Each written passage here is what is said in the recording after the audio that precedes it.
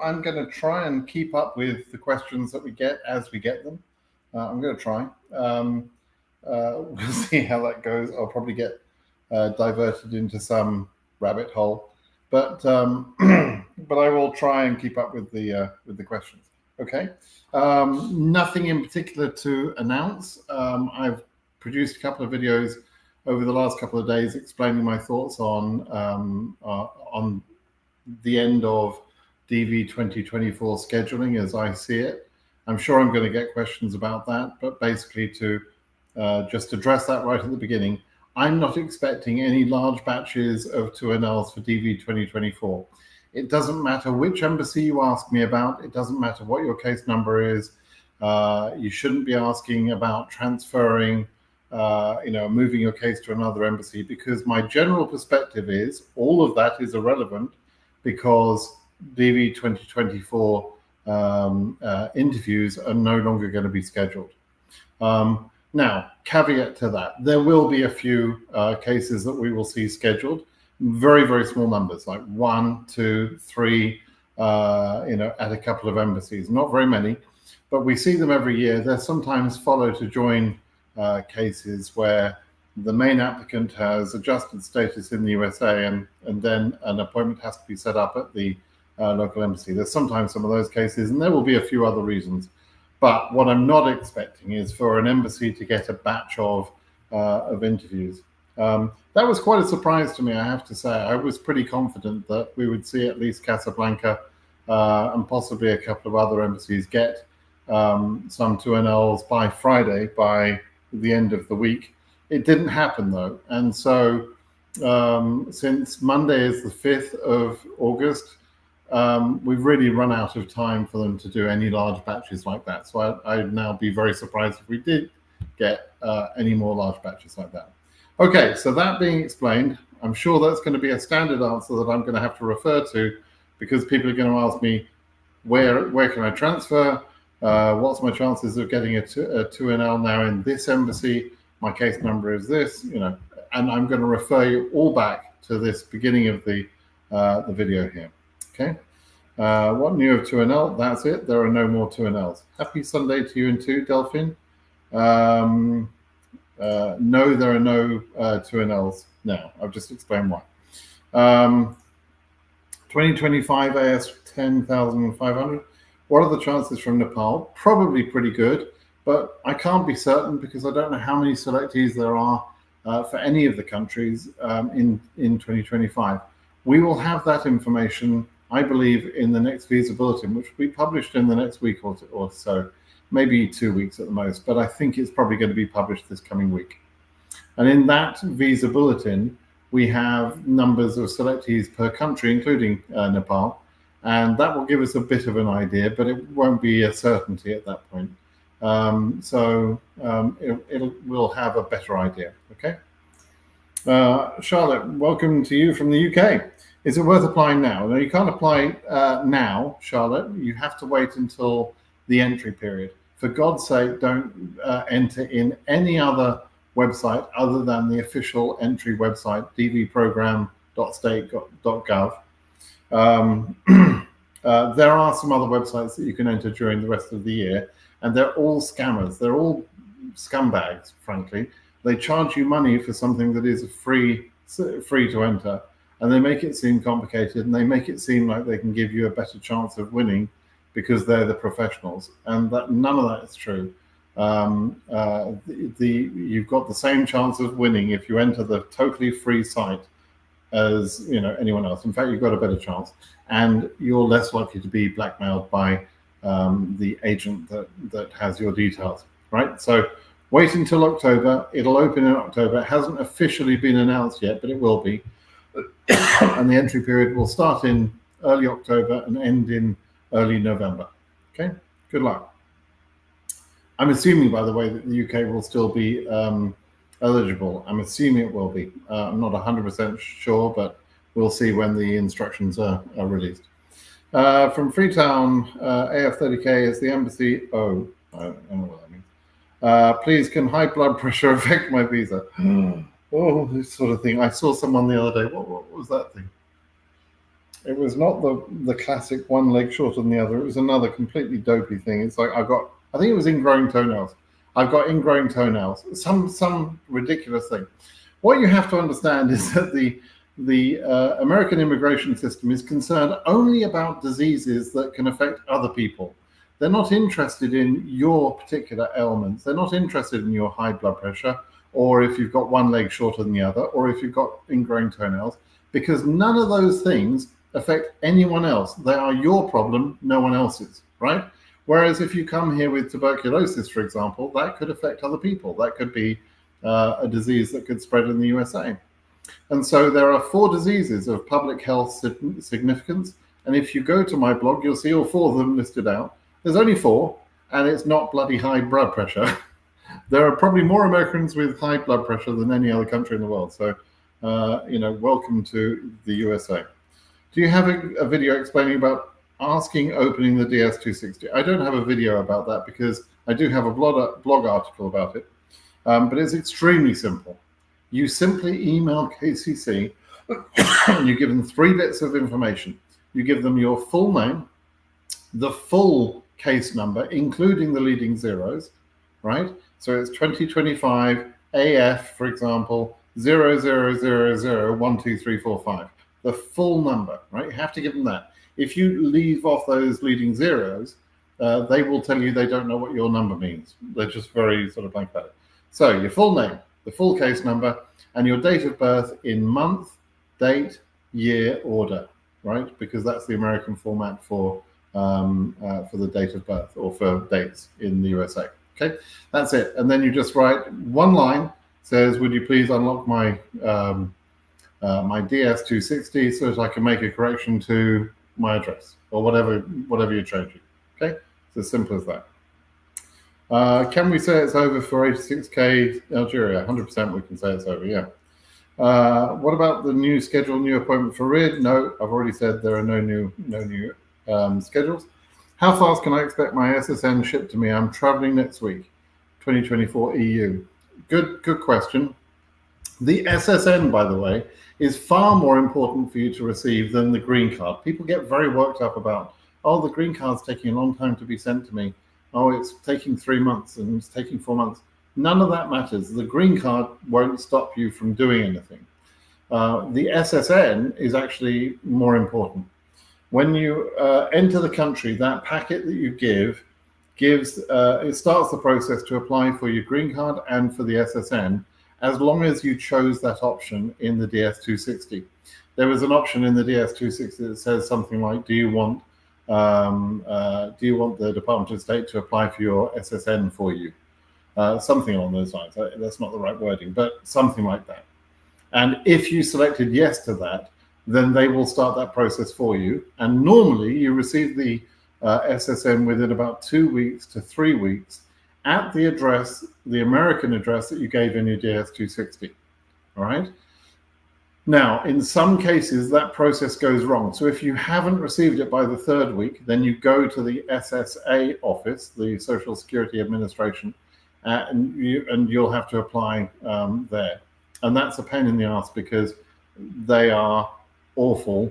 The staff at the SSA are universally awful in just about every office in the country because they are bored and underpaid or something. I don't know, but it's just a bit of a chore dealing with them. Okay, but anyway, that's what you would expect, 2 to 3 weeks. Hello, sir. I won the DV Lottery 25. Will our B call up for an interview? 48K. You're stressing my dyslexia here.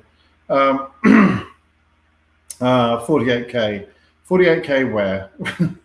You didn't give the region. I'm going to assume that you are that you're in AF region because probably that number doesn't exist in Asia or Europe. But when you give a number, you must give your region as well, the year and the region, right? It's a good number. 48K Africa is a good number. Now, depending on where you are, if you're 48K in Ghana, you're probably screwed. If you're 48K in Nairobi, you're probably okay, right? So, but the number itself for Africa is not bad. It depends where you are, okay? Hello, Simon. Can 2 immigrant visa processes run simultaneously? DV and employment-based, for example, yes, that is totally okay. No problem with that at all. And basically the first one that completes wins and the other one just gets cancelled. No problem at all. Please, are we going to have a second batch of 2NLs? No, I don't think we are. After 9 months and a half, 221G, they finally called me. Awesome. So yeah, sometimes you just have to be patient, right? Which is what I'm sure I've told you. Worst management ever, saying 70K is the max for DV 2024 Casablanca, and they're not reaching even 55K. Disgusted. Our journey has come to the end. Thanks a lot, Britt, for everything. Yeah. The final visa bulletin, people have described it as a prank. I don't know why they did what they did, but I had told people beforehand what should happen. And then when the visa bulletin was released with a bunch of stupid numbers, some people just assumed that I didn't know what I was talking about. And now they can see. I think I gave these numbers on the live session the other day, but did you know that over case number 90,000 in Africa, there's only 64 cases in the world that have been scheduled over 90,000. So that's 90 to 122,000, 32,000 case number range, 64 cases scheduled. AS 20, in Asia region, anything over 21,000, only 60 cases scheduled until 27,500, right? So in that range, only 60 cases. And in EU, above 33,000, only 63 cases were scheduled. So complete waste of time, frankly, making EU current to 50,000 or Asia current to 27,500 or Africa current to 122,000 or whatever. Complete waste of time. And it gave the wrong impression. So why they did it, I don't know. But yeah, it's frustrating. Anyway, I'm 2024 winner. I've been scheduled for interviews on August 20th. Good, make it count. At the Monrovia embassy. Monrovia did pretty well this year. He graduated from high school before sitting as private candidate and passed. Ooh, private candidate. Okay. He graduated from high school before sitting as a private candidate. Why did he sit as a private candidate if he had successfully graduated from high school? This thing about private candidate routes can be a complication and can lead to disqualification. So that you must have completed a formal course of education, successfully completed that. If you failed high school and then had to go some other route by, by some sort of make-up test, then a picky consular officer could deny that case on that basis because it's not a formal course of education. And the fact that someone goes on to get a bachelor's degree later on, for example, doesn't necessarily always help. They are within their rights to deny such a case. So that person should go with that understanding, right? Also, if that person has a job which meets the qualifications for work experience, then they should definitely go prepared to show that. And the reason I'm saying go prepared is because your interview is on August 20th. You don't have very much time to get into 221G. You want to go prepared as well as possible, right? So be careful with that, all right? Hey, Simone. Simone is a girl's name. I'm clearly not a girl. Watched all the videos all last year. Got my physical card last year. Us can't thank you enough. US. Can't thank you enough, US. I'm glad you got your card. I'm not thrilled you're calling me Simone, but that's okay. I understand. But anyway, congratulations. Welcome to America, and I'm glad you got your green card. It's a pretty card. Funnily enough, I was really annoyed when they took that away from me when I became a citizen. You have to hand it in when you become a citizen. I didn't want to give it away because I thought it was nice, and it's a nice historical sort of memento. But you have to hand it in. So, oh well. How long does it take to process the DS-260? What do you think the largest Asia case numbers are for 25? Is Asia 2025 15,000 case number good? Yeah, so we did a survey of case numbers, and that seems to suggest that Asian case numbers go up to about 30,000. So your number at 15,000 is probably okay, although there are some people with Asia 15,000 numbers in 2024 that didn't get scheduled. And a lot of that is to do with where their embassy is, which embassy they're at. So your embassy matters, okay? How long does it take to process the DS-260? It doesn't actually normally take very long. Some cases are processed within a few weeks. But what takes a long time is the backlog. At the beginning of the year, everybody sends in their DS-260s, and a backlog builds up, and that means that people are waiting essentially for the case to be processed. And that backlog can mean that some people will wait months, several months before their case is processed, right? And then there are other people who have a DS-260 or a case that for some reason, not always obvious, but for some reason, that case just takes a long time to process. And so some people find, again, that they're waiting months. So some people that submitted in May of 23, for example, found that their cases weren't processed until sort of March, April, May of this year, right? Almost a year of waiting. And so that can happen. It's not normal, but it does happen in some cases. Can AF48K be called up? Yeah, can be. I already talked about that one. Did my DS-260s on May 23rd. My case number is AF84434. Okay. Stella, you're not telling me anything. I don't know what your question is. I don't know what your year is. You're not telling me anything I can answer. Bikash Rai says, 2025 winner from Bhutan. My case number is AS21K. Thank. Okay. Again, is there a question there, or are you just letting me know? Okay, interviews are scheduled by the Kentucky Consular Center. We are unable to schedule your appointment. Yeah. Okay, you're just copying a response that you've been sent by an embassy. That response from the embassy is correct. No embassy schedules their own cases. They don't know anything about your case. They don't choose your case for scheduling, etc. All the embassy does is they say, hey, we've got X number of interview slots available for DV.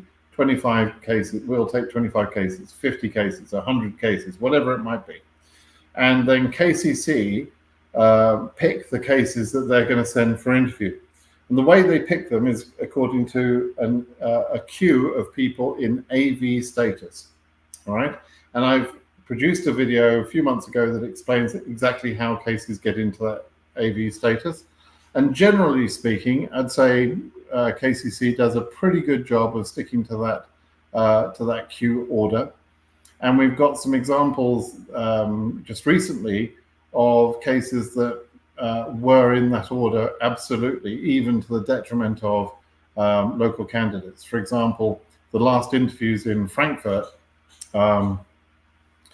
showed only four, I think it was only 4 cases from EU being scheduled, along with 17 from Asia region and 4, I think it was, from Africa region, to make up the total of 25 interviews. So Frankfurt Embassy had said we've got 25 interview slots available, and then KCC looked at their records where they have people waiting for interview, and they gave the interview slots out in that order. Africa cases up to 120,000, although I think the highest was about 90,000 that they scheduled. Then Asian cases up to 27,500, and then they got to EU. That's because they go in alphabetical order for the region and numeric order within the region. Okay, so however, that's how it's supposed to work. And you could complain about that ordering system all you like, and I would agree with you. It's not a very fair ordering system. It prioritizes Africa and Asia over EU, for example. Oceania and South America are right at the bottom of the list. There was also a very similar thing happened in Sydney, where very few cases in Sydney for locals got scheduled, but there were a lot of Asians being scheduled there in the last slots. So I don't love that ordering system. However, we also have some examples where they've made a mistake. I think it is a mistake. I've explained this before. I think what happened in Armenia this year, in the last month, was clearly a mistake. And I've explained that. I produced a video that explains that. But there's probably other examples as well that have happened in the year and also in the last month. So mistakes happen, but I don't think the policy has changed. I think it is that alphabetical and numerical order that rules. Okay. Deepti, go to the beginning of the video and I explained that, right? Why no more 2NLs for Asia? Yeah, so people ask me why all the time. Why did this happen? Why is Casablanca not taking cases? Why is Algeria current to 108,000 and didn't take the cases? Those sort of questions, right? I never know the why, and we will never know the why, right? What I can say is that numbers show us that they are going to get fairly close to the global capacity, the global quota, but they won't exceed it. They won't run out of visas, and they'll probably have wasted a couple of thousand visas in the end, maybe 3,000. They might have wasted up to 3,000 visas. So they could have scheduled some more people. Why didn't they do that? I don't know. I'm not sure. Maybe it's a reaction to that overscheduling last year. I don't know. But I can tell you also that out of the 25 years or so, the last 25 years where I've got data, there's only been 2 years which actually hit the quota. In most years, they undershoot the quota. They underfill.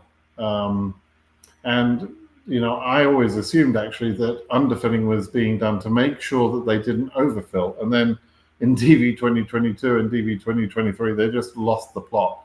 And they overfilled. They gave out too many visas, which should have been illegal. It should have been stopped.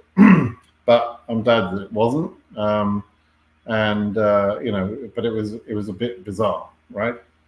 So this year they're returning to what they've done in the other 20-something plus years, where they underfill. That's, you know, maybe it's just a safety thing. I don't know. Okay. What happens Asia country that is special for Sri Lanka? I don't know what that means.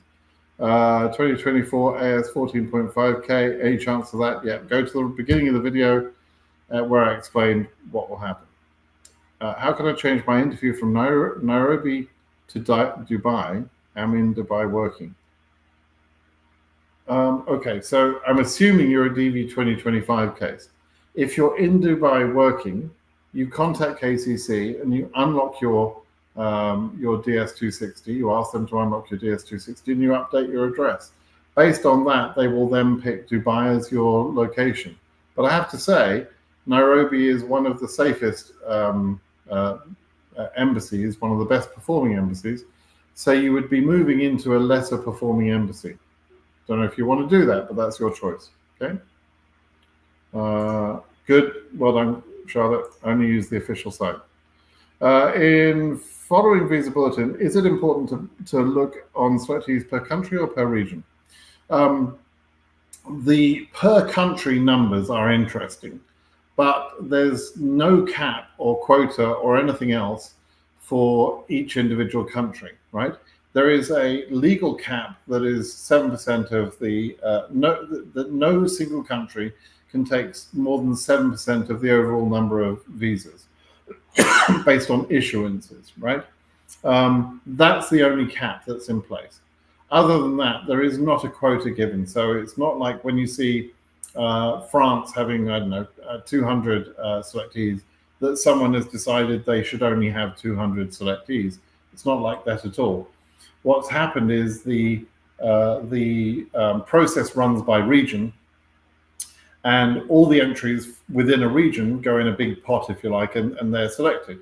And so if one country has double the number of entries than the next country, that first country is probably going to get double the number of selectees because it's a random selection.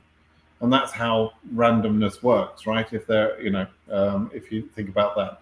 And so what does happen, we do see some countries have 10 and 20 times more selectees than another country. And that's because they've got 10 and 20 times more entries. That's as simple as that.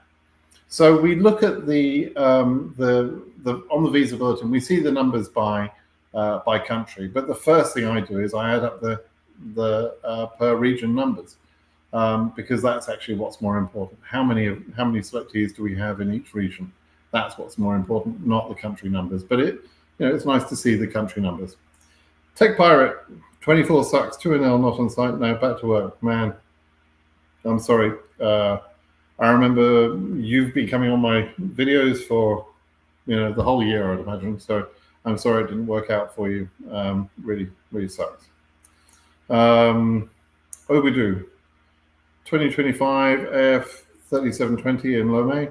Is it likely I will get an interview this year? It's such a low number, it's almost a stupid question to ask, to be honest. So yeah, don't bother asking. It's obviously going to be current. What is going to happen if my 16-year-old daughter got married before the interview? Is she still eligible? No, she isn't. My God, don't let that happen. And why are you letting a 16-year-old child get married? Anyway, I shouldn't judge with my European standards, perhaps. But just from the lottery point of view, you can't include a child in the process that is married. And so if your 16-year-old daughter gets married, she will then become ineligible to be your derivative in the process. So, that's one good reason to not let children get married, I guess. 16, my daughter's 16.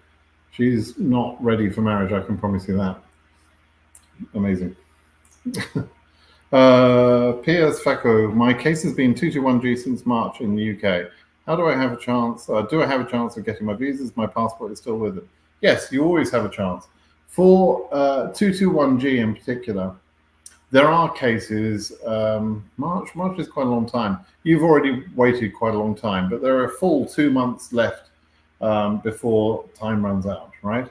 And in general, although this isn't a sort of a guaranteed certainty, it's not a policy, but in general, we have noticed over the years that a lot of 221G cases that have been waiting for a long time tend to get resolved in August and September. They seem to have a sort of a housekeeping where they say, let's go and clear up those cases. And there just seems to be a higher number of those cases, so there will be more of those cleaned up before the end of the year. Now, there will also be some 221G cases that stay in 221G as of the 30th of September. And when that happens, that case is then done. There's nothing more that can be done for that case. If you don't clear 221G by the deadline, then you won't get a visa. It's not held open for you or anything like that. Okay. But you've got time. There's nothing you can do. You just have to wait. It doesn't harm to email them. By all means do that. Any ideas on why Casablanca took a few cases? No ideas. Could this be related to the shortage of staff due to summer vacation? It could be related to that. Could be related to a whole bunch of other things too. But I don't know. Okay. Hi, AF30K 2025 Freetown. Is the Freetown embassy okay? Yes, it's very good. Do you expect the Jerusalem embassy to receive further 2NL? They just received 3 2NLs only after the last VB. Nope, I don't expect them to take more 2NLs. Same as every other embassy. There's not going to be more 2NLs. Hi, can I ask a question? If Trump will be president, maybe Greencard don't. Don't. Trump did say, quite famously, he announced that he was going to stop the Greencard lottery. Of course, and I think it was back in 2017 when he was president, and some incident had happened, and he completely misunderstood the whole thing, of course, because the guy's a moron. And he then said he's going to shut down the DV lottery. He couldn't even pronounce the word diversity, right? This moron couldn't even pronounce the word. He didn't go and search the YouTube video of him announcing diversity visa lottery was going to be closed down. Anyway, he wanted to do that. He didn't do that. Didn't achieve that. He didn't achieve any real measure of lawmaking during his term. So I very much doubt that he would actually be able to stop the DV lottery if he came back into power. He could cause some difficulties, though. I created a video a few weeks ago on that subject, so by all means, go and have a look at that video. But I would say this: if you'd have asked me 3 weeks ago, when Biden was still the presumptive nominee or the nominee for the Democratic Party, I'd have said that Trump was pretty much a certainty to win the election, because Biden was, a worrying case for a lot of us, even people that vote Democratic or are open to vote for the Democrats. Since Biden stood back and said he wasn't going to be the nominee, and Kamala Harris is now the nominee, although Kamala Harris isn't necessarily loved, she is a much better option than Trump getting back. I would vote for a sandwich before I voted for Trump. I would vote for a hot dog before I voted for Trump, because the man's awful. I mean, there's just no two ways about it, right? And that's how I feel personally. If you feel differently, I don't give a crap, right? That's my opinion. I'm entitled to it. And there are many people like me that wouldn't vote for Trump if their lives depended on it.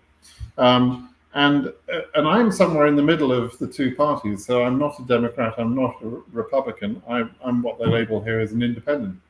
And there are a lot of independents like me that will move towards the Democratic Harris option rather than Trump. So I think Trump is in trouble right now. There are 93, 92 days to go before the election. So unless Harris screws something up, I think she's got a very good chance of beating Trump, which is a hell of a difference from where we were a few days ago, just a couple of weeks ago. So fingers crossed, let's hope that happens. Wouldn't all countries be eligible to enter the lottery starting this year due to no immigration during the US 5 years ago due to Trump COVID bans? No, I've done the math on that. The 5 years, the eligibility of the lottery is based on a rolling 5-year window of time. And so you're right, there was about an 18-month period where bans and COVID, etc., really dropped the immigration numbers from everywhere in the world. And that's how the UK got into the lottery eligibility again. However, it's a 5-year average, right? So if your country had sent 100,000 people during that 5 years, even if you take 1.5 years out of that and you totally turned off the switch, you've probably still got more than 50,000 in that 5-year period. So it depends on the size of the immigrant population coming from that country.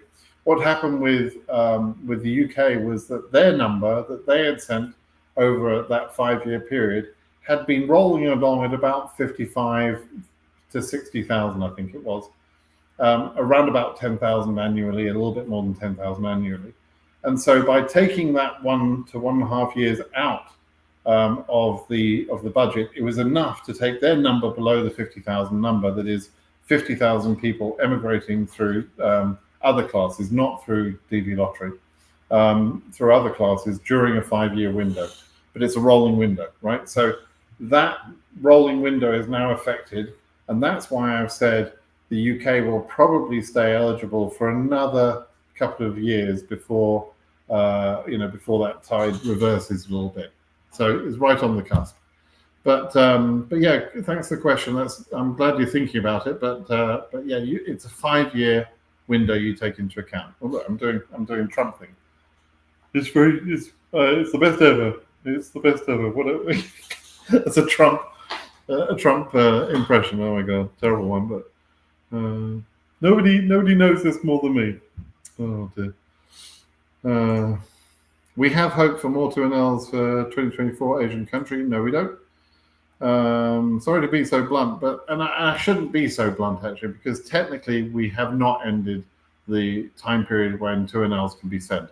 I'm just using a little bit of reality and saying, look, it's just not looking good. So my hope level was quite high that we would have some 2NLs, at least for Casablanca, let's say, before Friday of last week.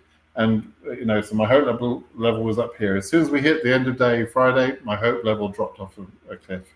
And so, I don't think it's going to happen now, but we'll see.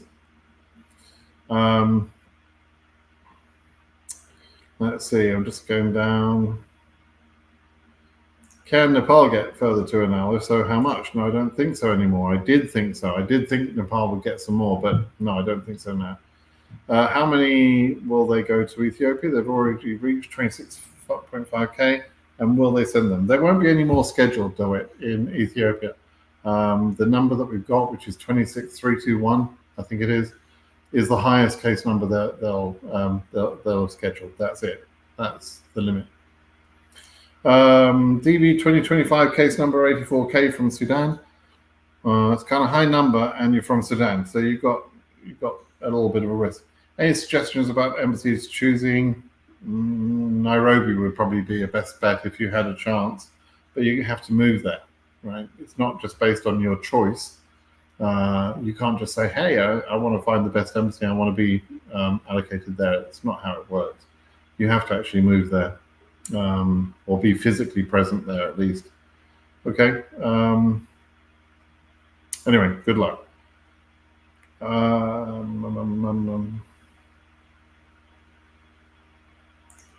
2024 Greencard winner, but Ankara consulate is progressing very slowly. Yeah, it's been awful this year.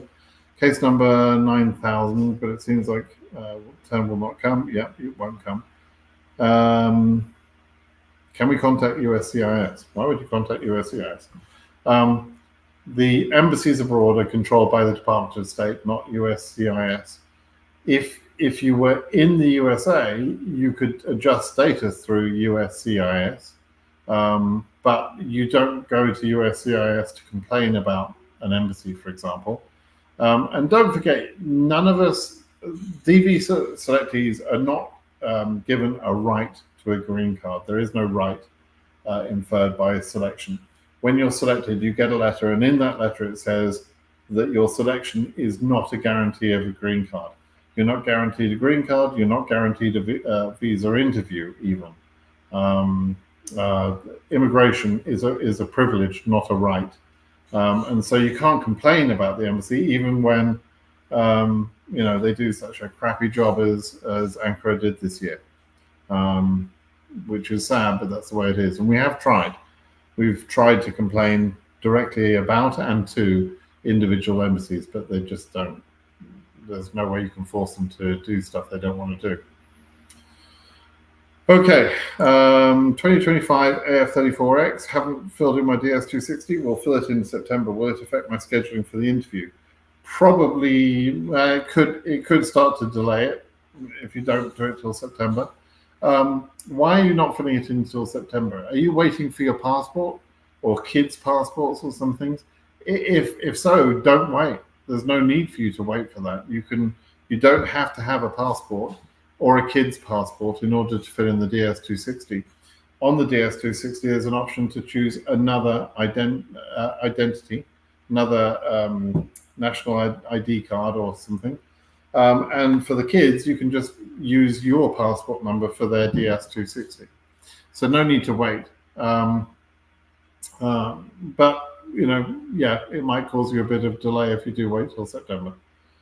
But that's not really a problem. Being delayed by a month or two is really not normally a problem. Okay. Case number is 32K from EU in Ankara. If I transfer my case, can I have any chance to get up green card? You don't mention the year. If you're a DV 2024, your chance is gone. If you're a DV 2025, you should get the hell out of Ankara. Yeah. And it's not transferring your case technically, it's moving your case. And you move it because you physically move to another location. Good day, Simon. When will we get the next update for the case number survey? Are you confident about the last update? I'm confident in the last update. I haven't updated it for a while. But I'm pretty confident in the, let me see if I got the poll. Yeah, let me bring up the poll. Let's have a look at the poll. Somebody else asked about this earlier, so let me show you how it exists right now. You can get to this yourself. The The data has been made public by Zarthisius, wonderful man, wonderful person. So here's the ranges. Up to about 100,000 is where I would trust. So I think Africa cases go up to about 100,000. There may be a little bit more, but I believe some of these are false responses, mistakes basically. Asia goes up to 30,000, and again, I feel like these here are probably false responses. So up to about 30,000.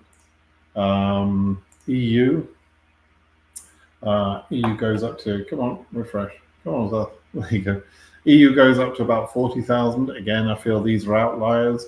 So about 40,000 is the range for EU.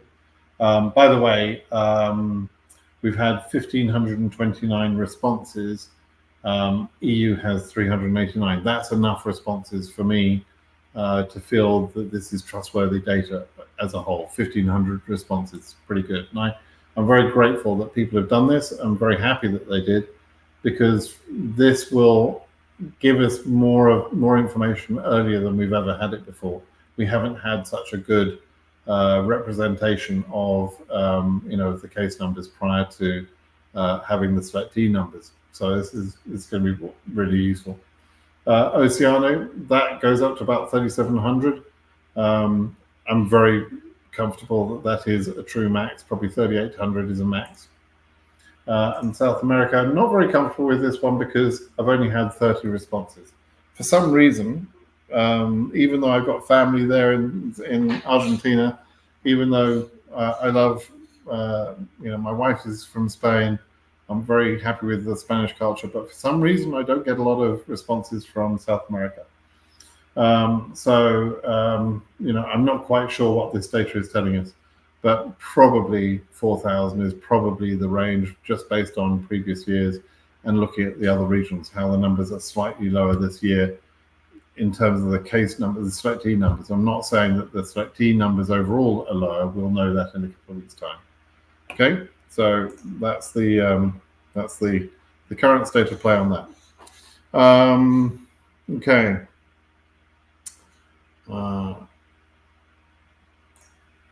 So I wrote to KCC and they said my case was ready to be scheduled, and it's about 3 weeks yet. No 2NL. What are my chances? My case number is 7765, and Cameroon is at 7764. Oh my gosh. You've missed out by a very, very small amount. No, I don't think you've got any more chance. Cameroon did take cases for September, and I think that's it. I think they've finished. That's very unfortunate. You just missed out by a very, very small amount, as you already realized. So sorry about that. Another question about the SSN. If I change the address at the port of entry, so I do not want the SSN shipped to the address I gave in the DS260, can I still expect the SSN to arrive in 3 weeks? Yeah, you can. You really must change that address if the address is just a temporary one that you gave, or you didn't understand the importance of it or something. That address that you put in there should be someone's address that you trust to receive your SSN and your green card. And yes, if you change that address at the port of entry on your first entry, then usually it works that it's sent to that new address. Okay. Sometimes they still make a mistake, but usually it works. Okay. Case number is AF84X. Do I still have a chance? No, I'm afraid not. You've asked about Oman. I've said, regardless of the embassy, I believe it's scheduling is over now. I run the DV with the case number of AS13K, and I watched the new vid from a YouTuber. Oh dear. He revealed that Baghdad embassy reached 19K. Did they really just leave me out? I did apply a DS260. Okay, let's check it for you.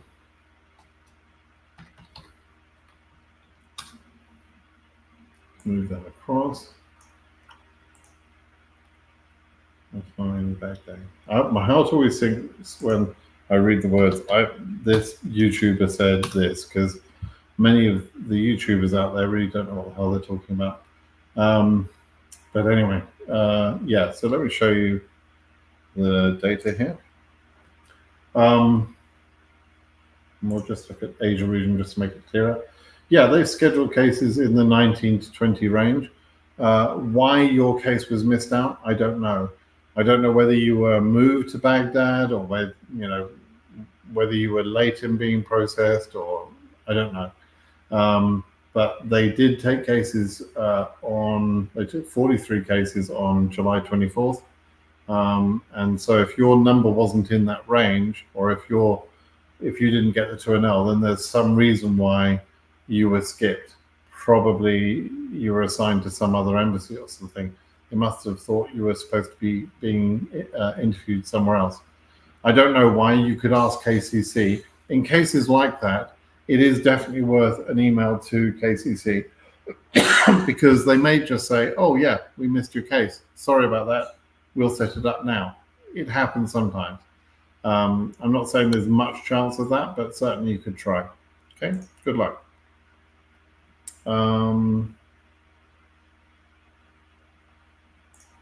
Ethiopia in 2025, Ethiopia case number 18,000 is safe for 2NL boss. Probably. Ethiopia or Addis Ababa is a bit tricky. We're not quite sure how they're going to behave in DV 2025. They were not great in DV 2024.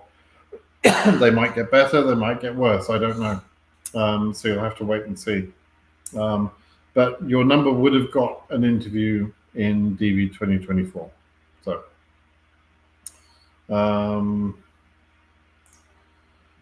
question, what difference will the on-bank appeal make, DV 2021? Firstly, if you're DV 2021, were you an actual plaintiff? Did you sign up to one of the lawsuits? If you weren't a plaintiff on a lawsuit, then DV 2021 has nothing to do with you in terms of the appeals. It wasn't a complete class action like DV 2020 was. The on-bank appeal, the lawyers believe that the 3 judges they got out of that district were an unfortunate selection of judges for the appeal panel. And they believe that if you were able to put your case in front of the complete set of judges in that district, that you would get a different result, right? I think they believe that. I don't think they believe that vehemently, but they think it's worth a chance, right?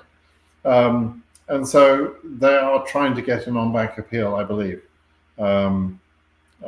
What difference would it make? Well, it's possible, not very likely, but possible that on-bank, the complete set of judges, could reverse the decision of the 3 judges that made the appeal decision that they did. Is that worth waiting for? I would say people need to move on with their lives. And it's been too long. It's been way too long. Telling you to wait for another year or something because the on-bank appeal might fix it, to me just seems cruel. The process just took too long, and it's kind of, at some point you just need to say, hey, I'm going to accept my fate. Now, if the on-bank appeal works and you had kind of mentally given up, then great, you can get back in the game, right? But that's a lot better than to try and be on waiting for something that might never happen, and if it happens, it might not change the outcome. So I'm asking people to just mentally close off the DV 2020 and 2021 chances, accept the appeal court's decision as being final, and then it would be a super duper pleasant surprise if that turns out to be overturned by an on-bank appeal. Okay, I think that's how you should look at it. Okay. Right, let me take a couple more questions here. I think they did it because of AOS cases. Yeah, you're talking about the make it current. Sort of, yeah. I mean, there's no doubt that the AOS cases, great thing, I should probably point this out when I talk about AOS. When they made Africa current, for example, to 122,000, I knew at that very moment that what has happened would happen, that we would see embassies not able to get to the full max number, right? And that we would see only a handful of cases, like the numbers I gave earlier, 64 cases in Africa in total, above 90,000, right? I knew that would happen. I also knew that adjustment of status cases would have a distinct advantage, because once you're current, unlike consular processing cases where the number is still important for the ordering, if you're doing adjustment of status and you're current, it's totally irrelevant what your number is. It doesn't matter whether you've got a very high case number, 122,000 or whatever in Africa, you've got exactly the same chance as someone at 80,000, right? For adjustment of status. So as long as you're current, you have the ability to adjust status. And so, yes, I'll take your point here. Adjustment of status, cases benefited tremendously from that big jump in regional cases, etc., regional case numbers.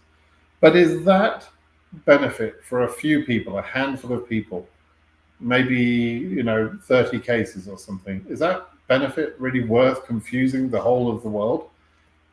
They made 20,000 cases current. Probably 35, 40,000 people suddenly thought they were going to get a chance, and they've scheduled 180 people over what I think of as being reasonable cases, and then a few adjustment of status cases. Was that really worth it?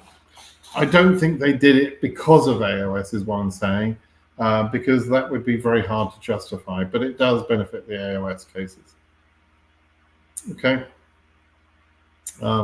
If they were doing it because of AOS, it's an extremely cruel thing to do to the rest of the people to achieve a singular goal of giving AOS cases a chance. It doesn't make any sense, really. That's why they did it. I think it's just badly run, frankly. Yeah, just a clown show. There are also other negative impacts, by the way. When you make Africa current the way you did, and then you make Asia current to that 27.5, then it means that a lot more cases in Africa and Asia were then entitled to interviews, and it severely impacted some embassies with EU cases and Oceania cases, extremely detrimental to those other cases, right? Unfairly detrimental. So it was an unfair thing, whichever way you cut it. It just wasn't wise.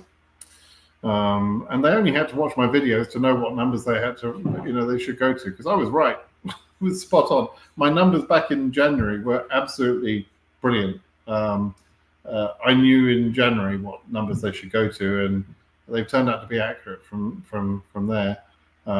Remember, my my numbers are. I already gave space. I was saying that EU should go at least 32,000. And I was hoping for it to see a number between 35 and 37, for example. And as I mentioned, above 33,000, 63 cases got scheduled. So my numbers were correct. If they'd have said, okay, 35,000 or 33,000 or something like that, that would have been enough for them to do what they needed to do in the embassy capacity that they had. Same with Africa, same with Asia. I got those numbers pretty much spot on. Same in Oceania. Yeah, there you go. Right, more questions here.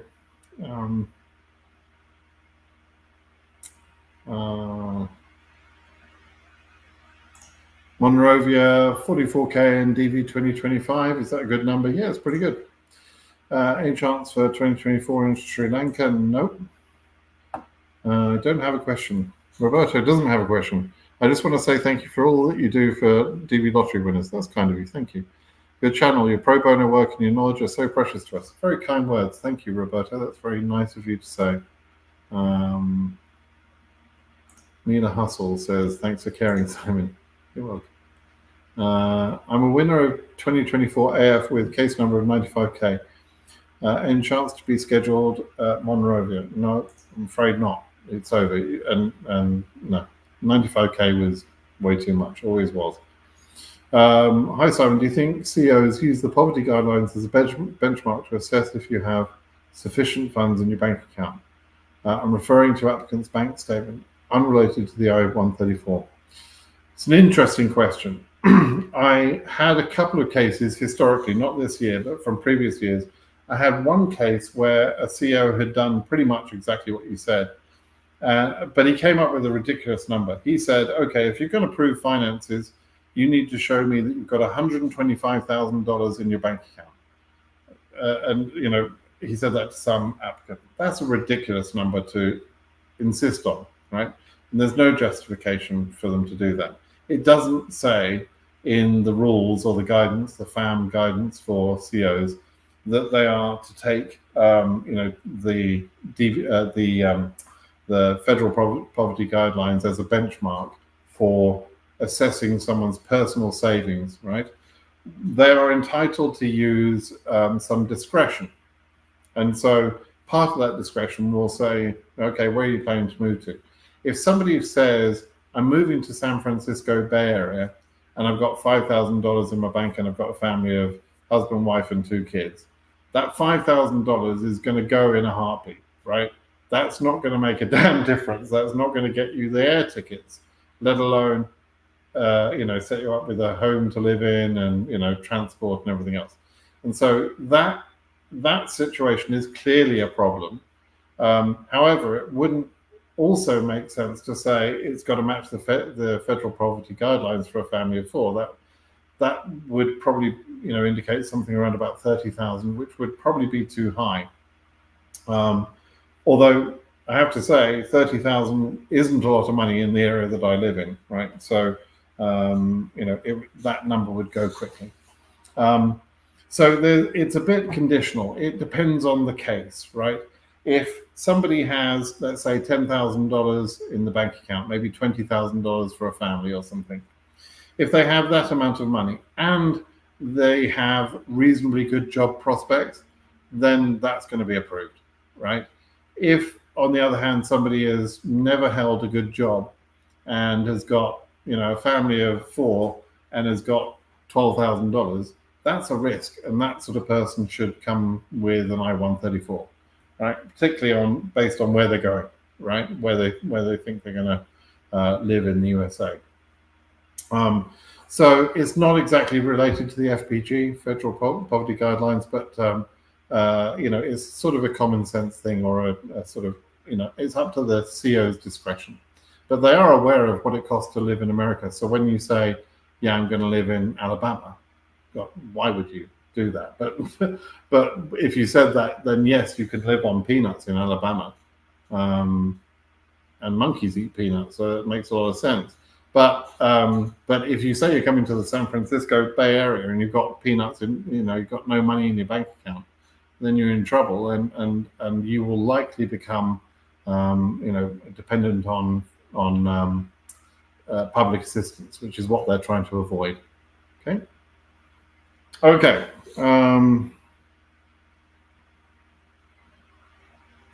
What happened for reserve visas for DV 2020-2021? They've been unreserved. The appeal court ruled against us.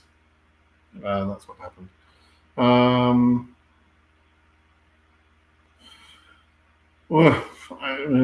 Okay, I'm from Liberia. I won DV 2025, case number AF 575743. I'm a soldier. Can I resign before going to the interview? I always say to people, don't resign your jobs, don't sell your house, don't sell your car, don't sell your goat, don't sell the stuff, because you really can't be certain 100% you're going to get the visa. So you shouldn't be making that sort of move. However, it would be smart to find some sort of proof that you could resign if you're given the visa, okay? And the CO may want to know that.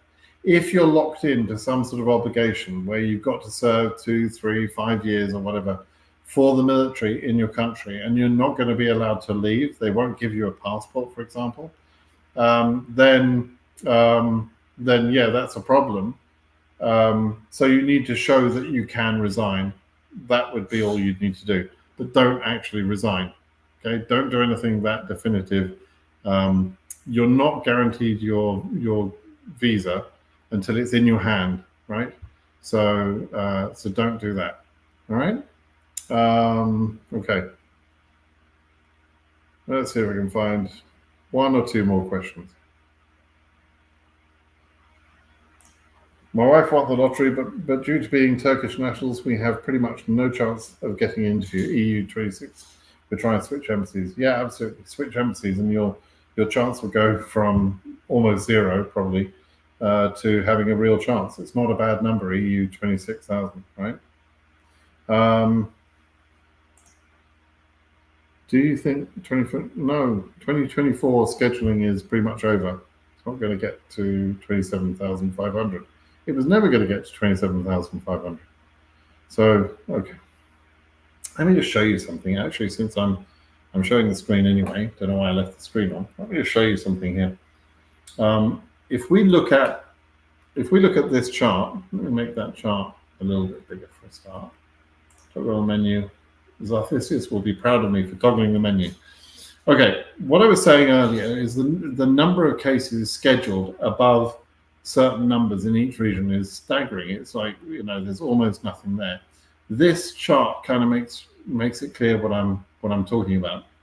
If you take 90,000 as a number, you can see that the number of people in that sort of beige color and the other colors show who was scheduled, who wasn't scheduled, etc. Who's waiting for an interview, who got issued, all of that. But as you can see, mostly when we get to about 78,000, there's a big drop off in the number of cases being scheduled after that point. And after 95,000, there's almost no cases. There are, a tiny number of cases that were scheduled above those numbers, right? That's Africa. Look at Asia, same thing, right? About 22,000, and all of a sudden there's almost no cases. You can see there's no cases being scheduled. You can see that, right? Same thing in EU, right? EU was current up to 50,000. That's there. But look at how few cases were actually scheduled up to 50,000. Almost no cases. This is what I'm saying, that the numbers that they went to, it was working well up to 31, 32,000, but as soon as we hit 33,000, the numbers drop off dramatically. And same for OC. OC actually had, Suva did an amazing thing. I don't know what the hell got into them, but Suva just went nuts. But if it hadn't been for Suva, we would see a very similar picture here. And in South America, again, you can see the drop off, right? The drop off is clear. So even though the numbers went to very high numbers in that last visa bulletin, it was just not justified. It just didn't make any sense. Okay. I'm just going to scan down, see if I've missed any interesting questions here.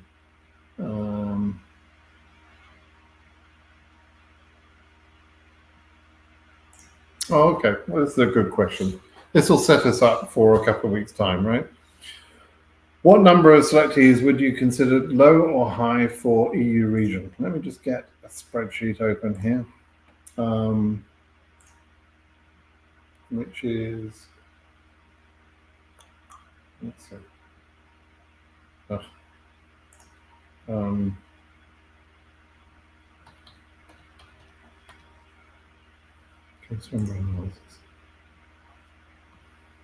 Excuse me one moment while I get this. Yes, got it.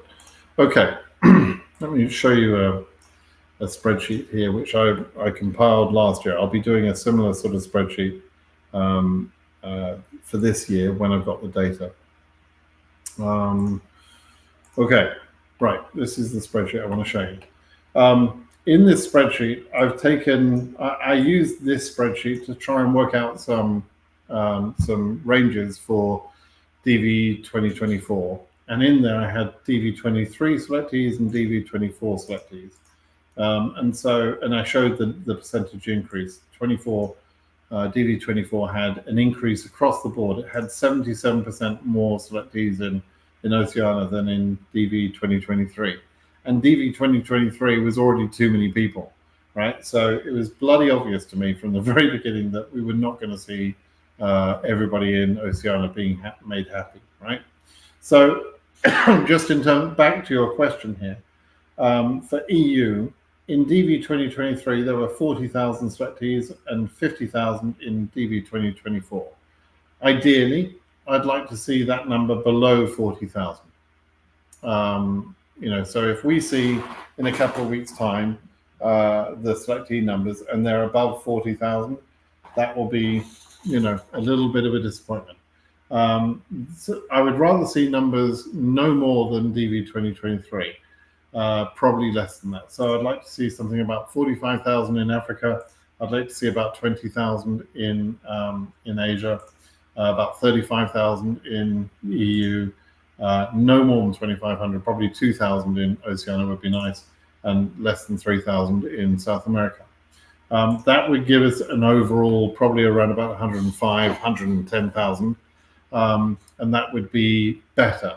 Now, part of the reason that it should be less than DV 2023 is that there are going to be less visas available. I produced a video a couple of days ago explaining that there is an allocation of visas that's going to be taken out of the 55,000, and we'll probably lose a couple of thousand visas. It's up to 3,500 could be lost from DV 2025 to serve another program, right? And so we shouldn't see numbers like 143,000 selectees. That would be a disaster. And even 119,000 selectees would be high. We'd be better off seeing something like 100, 105,000. That would be good. If we see below 100,000, let's say below 90,000, then that would begin to suggest a second draw. So, we'll see where the numbers lie. But if the numbers are anything over 100,000, then there is no second draw, that's for sure. And depending on how much above 100,000 will tell us whether we're going to have a nice, easy year where everybody can relax about their case number, or whether we're going to have another panicky year where nobody really knows where the cutoff will be at the end, and then the government go and screw the whole thing up at the last minute anyway. Okay, so fingers crossed for a slightly, a better year, less confused year. All right, everybody, we'll call that a day. I think that was a good place to stop. Hope this video has been interesting to you. Please do subscribe to the channel. If you don't, or if you're not already subscribed, do subscribe. Do give me a thumbs up. Give me a like on the video. Somebody's given me a smiling, happy sign on the video, so that's nice. Or he's laughing at me.